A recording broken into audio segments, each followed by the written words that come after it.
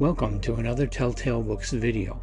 I'm Greg, and I'm going to continue my J.G. Ballard series with this video and his 22nd work in my listing, titled The Wind from Nowhere. The Wind from Nowhere was Ballard's first novel, published in January 1962, originally by Berkeley Books. Originally only in paperback release. The novel was a revision and expansion of a novella that he published in two parts in New Worlds magazine in 1961, in the fall of 1961. Now, I read Stormwind and I reported on that earlier. I have a previous video. If you go to my J.G. Ballard playlist, you'll find that review in there. So after the paperback publication, it was published later in an omnibus or double edition by Doubleday Books, and was also released by the Science Fiction Book Club, which I have here. This is the book club edition from 1965. So you get the Wind from Nowhere and the Drowned World. And remember, this is J.G. Ballard's first book publication. I can only speculate on exactly what happened between Stormwind in New Worlds and The Wind from Nowhere with Doubleday. Ballard himself has a condition in his estate that The Wind from Nowhere never be reprinted. And so The Wind from Nowhere is not available in an edition after, well, there was a later UK paperback with a cool cover in the 1970s, but after that, it disappeared. And Stormwind, of course, has never been reprinted. It's only available in that New Worlds appearance.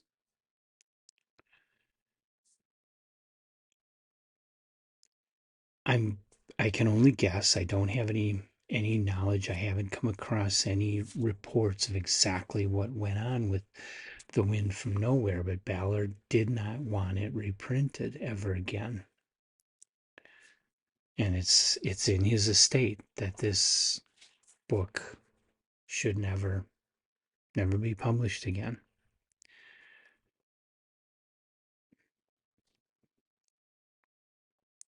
My personal feeling after having read it, Stormwind is the stronger of the two stories. I definitely enjoyed Stormwind a lot better. It was more epic. That's the only way I can put it. Stormwind seemed more epic. The Wind from Nowhere didn't go into as much detail, didn't have as much, I hate to call it world building, but just didn't go into as much of what was going on throughout the world as Stormwind did. It focused more on these military characters, and it was very much like a military thriller. And the real meat of the story you didn't get to until almost the very end of it. I don't know why Ballard made that decision to revise it the way he did. My opinion is that the revisions weaken the story, that if you really want to read this, you should track down Stormwind. You can get PDFs online for free, or you can find the actual issues. If you want to pay a little bit of money, you can get a hold of the two issues that it was serialized in. And I think that's the better way to read this story than to read the book. That's my personal opinion. The book isn't awful. It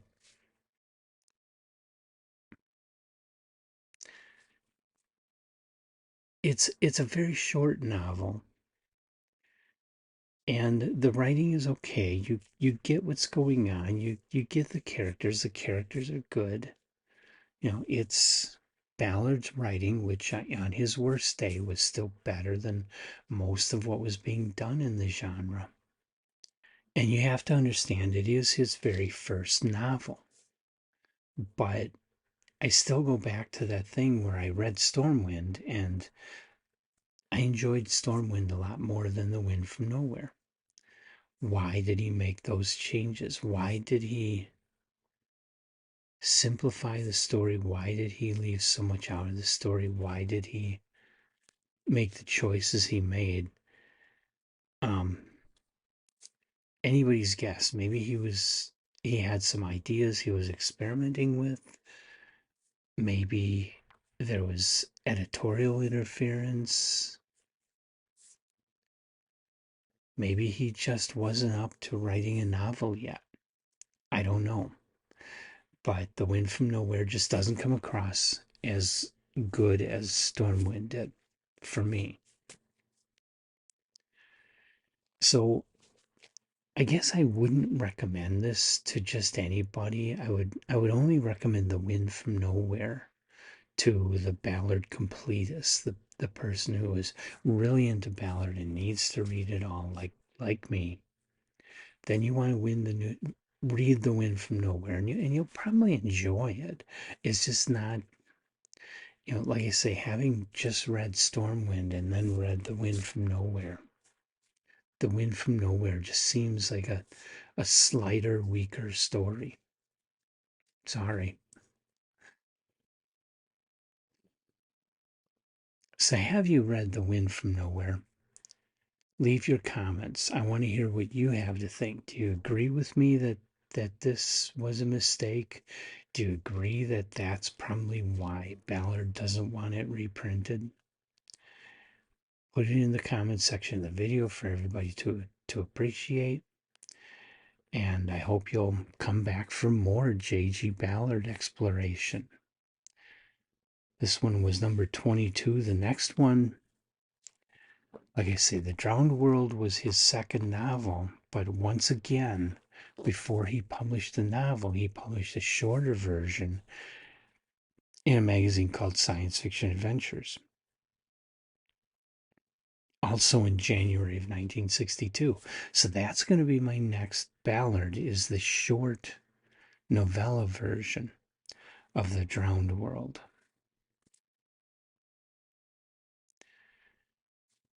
And I hope you'll come back, join me for that. All the other Ballard, all the other videos that I'm doing. I've been a little light on short stories recently, um, mainly because, at least short stories other than Stephen King, mainly because I've been reading a lot of novels. I've got a lot of novels that are just kind of piling together and going through the order of things. I had to read The Wind from Nowhere. The next one is the novella for Drowned World, and then I've also I'm reading the Book of Elsewhere, the new China Mieville Keanu Reeves book. I'm reading Adrian Tchaikovsky's Service Model. With Emily, I'm reading Good Omens, and all this is piling. And I've also got a couple of NetGalley books that I'm trying to get to. So the short stories are kind of getting the back burner for now. And I'm going to push through all these novels and get back to some of the shorts, get back to a lot of short stories again. But right now I've just got a lot of novels on my list that I want to get to. And it's also interfering with getting to my magazine reads. I was going to read the July-August 2024 issue of Analog, and I haven't even started on that. I think I read the editorial, and that's as far as I've got in that. So I will get there. I got to push through all these novels, though. And I've also got a novel I'm reading with Samantha, Apprentice to the Villain.